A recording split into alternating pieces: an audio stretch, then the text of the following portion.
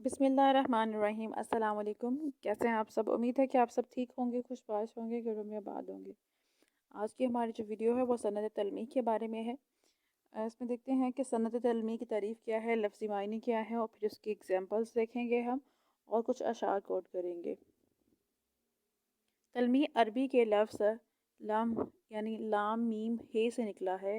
اشارہ کرنا، آنکھ چرا کر دیکھنا۔ تلمیح علم بدیع کا رکن ہے، اور اصطلاحی تعریف بعض دفعہ کلام یعنی کہ نظم نثر میں کسی واقعے، مذہبی، تاریخی، یعنی کہ کوئی بھی واقعہ ہو، چاہے وہ مذہبی ہو، تاریخی ہو، سیاسی ہو یا افسانوی ہو، کہانی، روایت، کسی فن کی اصطلاح، علمی اصطلاح، حدیث یا قرآن آیات کا ذکر مقصود ہوتا ہے، اور کسی واقعے کی طرف اشارہ کسی ایک لفظ یا مرکب الفاظ سے کیا جاتا ہے، کیونکہ اگر پورا واقعہ، کہانی اور روایت بیان کر دی جائے تو اس سے طوالت ہوگی اور اس سے وقت بھی ضائع ہوگا، اور اس کے ساتھ بے تکلفی بھی ہوتی ہے۔ تو اس بات سے بچنے کے لیے نظم یا نثر میں انتہائی اختصار کے ساتھ اس کا ذکر کر دیا جاتا ہے، یا ایک دو الفاظ میں اس کی طرف اشارہ کیا جاتا ہے۔ اس کو ہم کیا کہتے ہیں؟ اس کو ہم تلمیح کہتے ہیں۔ تلمیح عام طور پر گفتگو اور تحریر میں آسانی پیدا کرنے کے لیے یہ ہوتا ہے، اور الفاظ کے اشارے استعمال کیے جاتے ہیں۔ تلمیح ہر زبان میں ہی ہوتی ہے، اور یہ علاقائی اور قومی تہذیب اور ثقافت کی بھرپور طریقے سے نمائندگی کرتی ہے۔ آسان الفاظ میں اگر تلمیح کو سمجھایا جائے تو آپ جان لیجیے کہ ادیب کو عموماً اور شاعر کو خصوصاً کم سے کم الفاظ میں زیادہ سے زیادہ جو اپنے ادائے مطالب ہوتا ہے۔ تو اس دوران تحریر میں کچھ تاریخی واقعات اور کچھ علمی مسائل آ جاتے ہیں، اور جن کا حوالہ بہت طویل ہوتا ہے۔ چنانچہ شاعر اس تاریخی واقعے اور علمی مسئلے سے ایک دو الفاظ یا ایک ترکیب ایسی منتخب کرتا ہے جو اس واقعے کو ذہن میں تازہ کر دے، اور اس عمل کو تلمیح کہتے ہیں۔ یعنی کہ ایک دو الفاظ میں وہ اپنی پوری بات کہہ جاتا ہے، پڑھنے والے کے دماغ میں وہ ساری سٹوری آ جاتی ہے، جبکہ وہ ادیب وہاں پہ اس واقعے کو یا اس مسئلے کو پوری طرح کھول کے بیان نہیں کرتا ہے۔ مثال کے طور پر مثلاً آتش نمرود، یعنی کہ وہ الفاظ جو موسٹلی یوز کیے جاتے ہیں تلمیح کے طور پر: آتش نمرود، آئینہ سکندر، پیرہن یوسف، طوفان نوح، عصائے موسیٰ، آب حیات، کوہ طور، ابن مریم، تخت طاؤس، شیریں فرہاد، حاتم سلیمان، جام جمشید، شیخ چلی قابل ذکر تلمیحات ہیں۔ حضرت علامہ محمد اقبال رحمۃ اللہ علیہ فرماتے ہیں: بے خطر کود پڑا آتش نمرود میں عشق، عقل ہے محو تماشائے لب بام آبی۔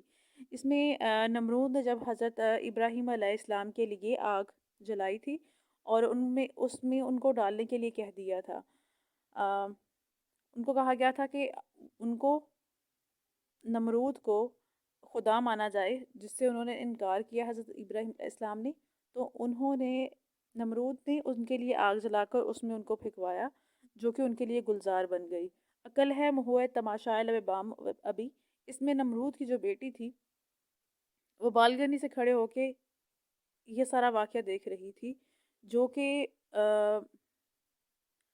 محو تماشائے لب بام ابی، کہ اس کے منہ سے کچھ الفاظ نہیں نکل رہے تھے، وہ اس کو ایک تماشائی کی طرح دیکھ رہی تھی کہ کس طرح حضرت ابراہیم علیہ السلام آگ میں محفوظ ہیں۔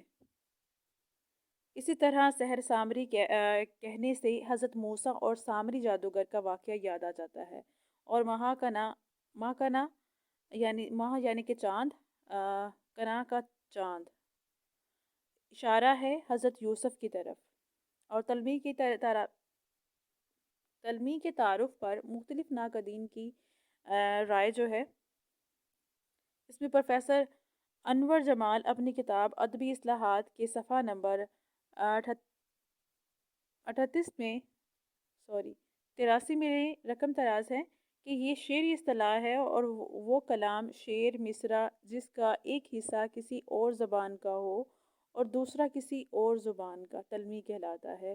یہ وہ صنعت ہے جس کو شاعراں نے قادر الکلامی کے اظہار کے لیے شعوری طور پر اپنایا، یعنی کہ یہ چیز ظاہر کرتی ہے کہ کلام کے اوپر کتنا وہ بندہ قادر ہے جو تلمیحات استعمال کر رہا ہے۔ تلمیح لکھنے والا شاعر ایک سے زیادہ زبانوں پر دسترس رکھتا ہے۔ مثال کے طور پر تلمیح کے حوالے سے مرزا غالب کا ذیل شعر ملاحظہ ہو: دھوپ کی تابش، آگ کی گرمی، ربنا کنا عذاب النار، ربنا واقعنا عذاب النار۔ اس میں واو نہیں لکھا ہوا ہے۔ دھوپ کی تابش، آگ کی گرمی کہ دھوپ، ربنا واقعنا عذاب النار، یہ عربی کی یعنی کہ قرآن مجید کی آیت ہے، اور مرزا غالب اس کو سمجھتے ہیں زبان کو کہ اس کا میننگ کیا ہے، اس لیے انہوں نے اس کو یوز کیا ہے۔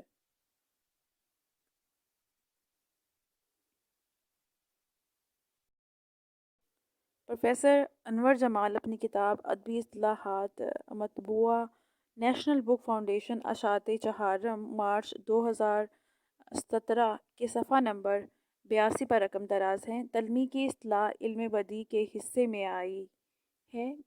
کلام میں کوئی ایسا لفظ یا مرکب استعمال کرنا جو کسی تاریخی، مذہبی یا معاشرتی واقعے یا کہانی کی طرف اشارہ کرے، تلمیح ہے۔ آ رہی ہے چاہے یوسف سے صدا، دوست یہاں تھوڑے ہیں اور بھائی بہت۔ اس میں حضرت یوسف کی طرف اشارہ کیا ہے، اور چاہے یوسف جو ہے، چاہ کا مطلب ہے کنواں، کہ کنواں یوسف جس میں حضرت یوسف علیہ السلام کو ڈالا گیا تھا۔ دوست یہاں تھوڑے ہیں کہ دوست یہاں بہت کم ہیں، اور بھائی بہت، ان کے بھائیوں نے ہی ان کو دور کر کے ان کے باپ سے، تاکہ ان کی محبت، اپنے باپ کی محبت حاصل کر سکیں، ان کو وہاں پہ ڈال دیا تھا۔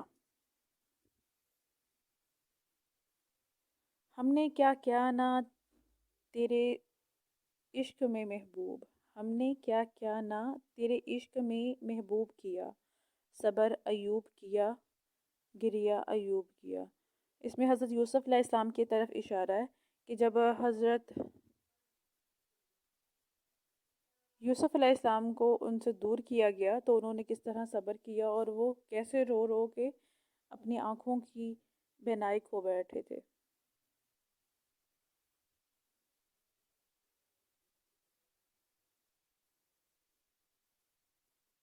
اس میں ایک اور ایگزامپل ہے، اس کو آپ خود ہی ریڈ کر لیجیے گا، اور اپنی اسائنمنٹ میں آپ کو اور بھی کر سکتے ہیں۔